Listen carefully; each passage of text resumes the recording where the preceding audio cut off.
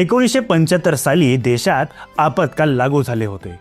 त्या काळात इंदिरा गांधी सरकारकडून काही कलाकारांना सरकारी प्रचारासाठी सहभाग होण्याचं आमंत्रण देण्यात आले. मात्र किशोर कुमार यांनी हे गाणं गाण्यास स्पष्ट नकार दिला.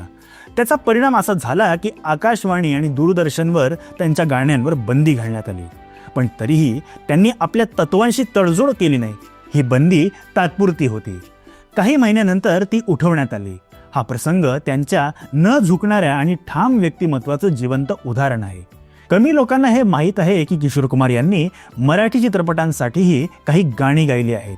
विशेषतः गंमत जम्मत या मराठी चित्रपटासाठी त्यांनी अश्विनी येना हे गाणं आपल्या सुरेल आवाजात सादर केले होते. त्यांच्या स्वरांमुळे मराठी गाण्यांमध्येही एक अद्वितीय जादू निर्माण झाली होती. किशोर कुमार म्हणजे केवळ एक गायक नव्हते, तर एक पूर्ण कलाकार होते. नाट्यविश्वास पुणेच्या पुढील अपडेट जाणून घेण्यासाठी आमच्या चॅनलला सबस्क्राईब करा व बेल आयकॉन प्रेस करायला विसरू नका. धन्यवाद.